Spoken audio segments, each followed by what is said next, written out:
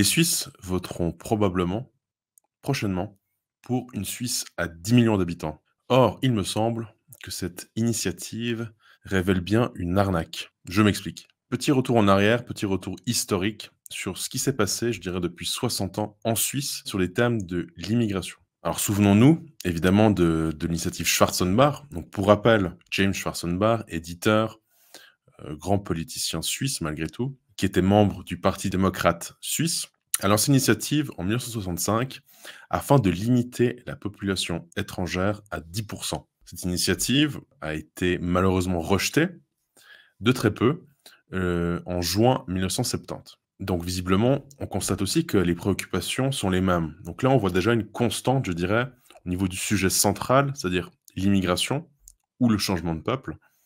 Et puis l'inquiétude qu'il y avait déjà à l'époque de l'arrivée de populations étrangères. Donc en plus, là, on était vraiment sur les populations européennes, donc des Italiens, des Espagnols, des Portugais, des Français probablement aussi, des Allemands. Mais la question, en tout cas, de l'identité se posait déjà, et du problème, évidemment, d'avoir des travailleurs étrangers qui prenaient ou qui se substituaient aux travailleurs autochtones. Ensuite, évidemment, on pourrait se souvenir du 9 février 2014, avec l'initiative pour limiter l'immigration de masse, qui a été approuvée par le peuple, puis revotée pour finalement être rejetée. Donc là, je vais vous mettre à l'écran des articles assez intéressants sur l'immigration, l'impossible mise en œuvre d'initiatives populaires. Donc déjà là, on voit deux choses. Premièrement, le sujet de l'immigration est un thème récurrent.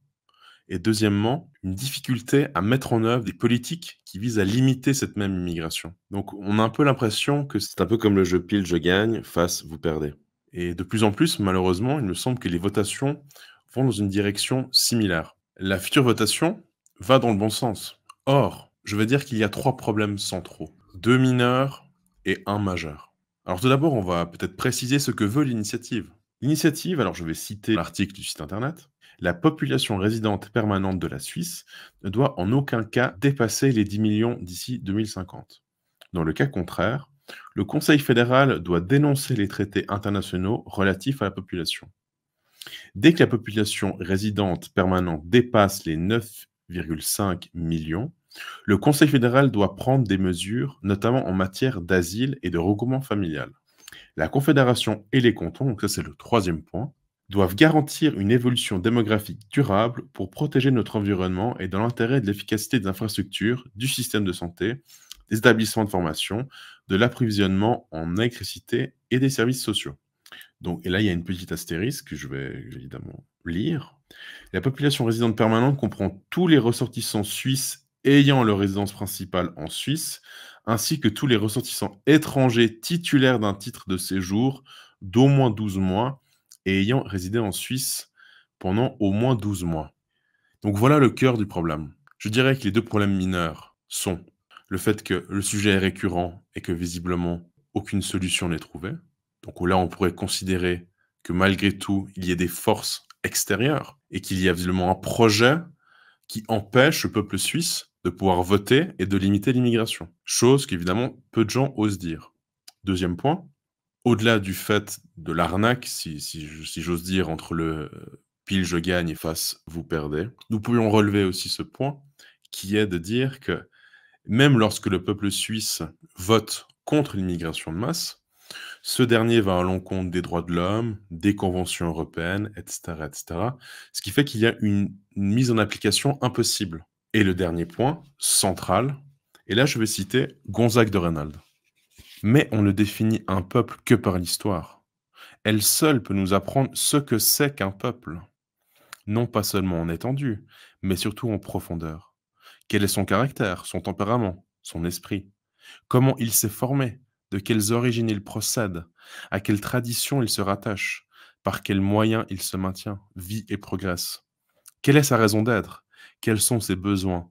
Et surtout, de quelles valeurs, très différentes et très inégales, il est enfin la somme? Donc le point central, vous l'aurez compris, c'est qu'à aucun moment cette initiative ne met en avant l'identité. Qui sommes-nous, n'est-ce pas? Nous sommes, il me semble, un peuple de race blanche, européen, chrétien, avec une spécificité propre à la Suisse, qui est d'avoir du catholicisme et du protestantisme. Et c'est-à-dire que même si l'on stoppe l'immigration maintenant, il y aura malgré tout une substitution qui se fera par la démographie.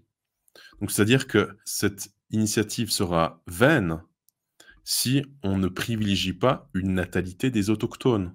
Parce que, comme je le répète une dernière fois, le remplacement se fait dans la chambre à coucher. Il ne se fait plus aux frontières.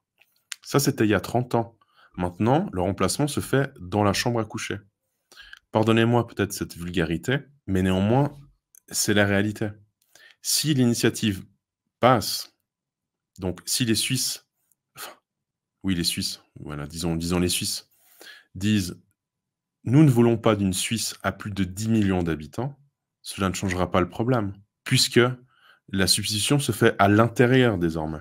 Et évidemment que si cette initiative est refusée, le processus suivra son cours et peut-être même s'accélérera. Donc malheureusement, cette initiative est une arnaque si elle ne définit pas la composition de la Suisse. Et il me semble que Gonzague Zernon est très clair par rapport à cela. Donc, votez peut-être à contre-cœur pour une Suisse à 10 millions d'habitants, mais ne soyez pas dupes sur le fait que peu de gens oseront pointer du doigt ce problème, celui de la composition de la Suisse. Si vous avez aimé cette vidéo, n'hésitez pas à la commenter, à la partager, à vous abonner, et on se voit très vite pour une prochaine vidéo.